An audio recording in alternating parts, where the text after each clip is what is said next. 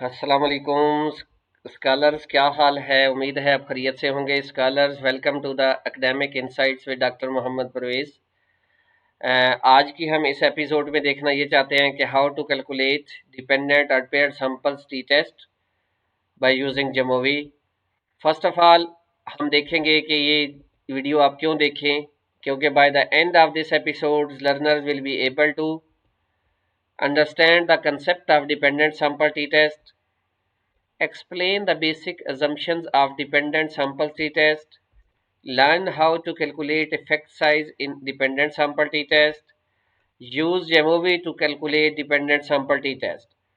अब हम देखते हैं कि ऐसी कौन सी सिचुएशंस हैं जिनमें हम dependent sample T test apply कर सकते हैं। तो सबसे पहले ये है कि दो ग्रुप्स होने चाहिए और दोनों पेयर्ड ग्रुप्स होने चाहिए। यानी पेयर का क्या मतलब है कि अगर ग्रुप ए में जो एक इंडिकेटर है वो ग्रुप बी में भी मौजूद होना चाहिए और सिमिलर होना चाहिए।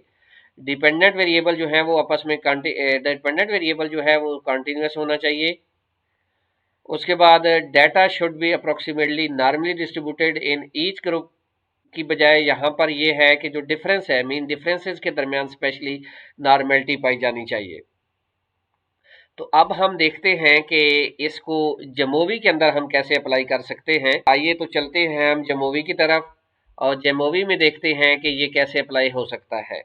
यहाँ आप देखेंगे कि ये आपके सामने एक डाटा सेट ओपन है जिसके अंदर हमारे पास दो वेरिएबल्स हैं। एक वेरिएबल जो है वो है माइंडसेट्स बिफोर ट्रीटमेंट और एक है mindset types of mindset after treatment. अच्छा, अब सबसे पहले हमने ये देखना है कि हम अप्लाई करेंगे टी टेस्ट, तो एनालाइज में जाएंगे। ये सामने टी टेस्ट हमारे पास पड़ा है। इस टी टेस्ट के अंदर कल हमने इंडिपेंडेंट सैंपल टी टेस्ट को पढ़ा, आज पेयर्ड सैंपल टी टेस्ट पढ़ना है। तो पेयर्ड सैंपल टी टेस्ट जब हमने पढ़ना है तो हम इसके अंदर दो ग्रुप लाने हैं। पहला है हमारा टाइप्स ऑफ माइंडसेट। अब यहाँ पर एक चीज़ और देखने वाली है, ये जो तीन निशान है ये बता रहे हैं कि जो हमारा टाइप्स ऑफ आफ्टर ट्रीटमेंट है वो कॉन्टिन्यूस वेरिएबल नहीं है। तो सबसे पहले हमने क्या करना है, हमने इस वेरिएबल को कॉन्टिन्यूस बनाना है।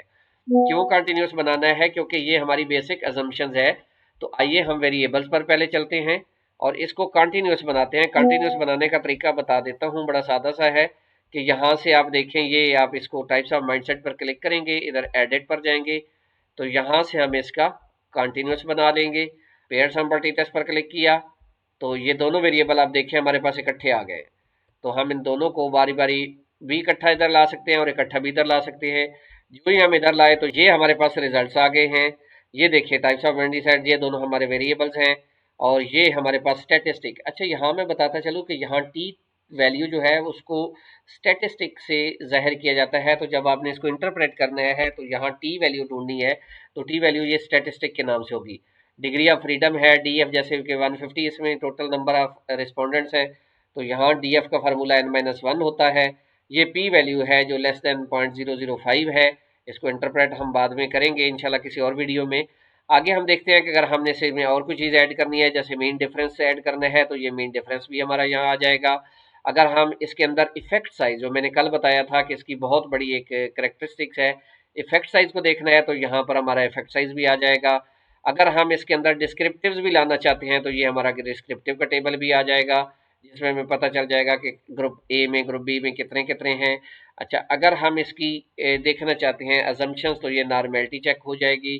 ये आपको पता है शेवेरू विल टेस्ट जो है ये हमारी नॉर्मेलिटी चलता है, या क्यू क्यू प्लॉट, ये दोनों बता रहे हैं कि ये डाटा नॉर्मली डिस्ट्रीब्यूटेड नहीं है।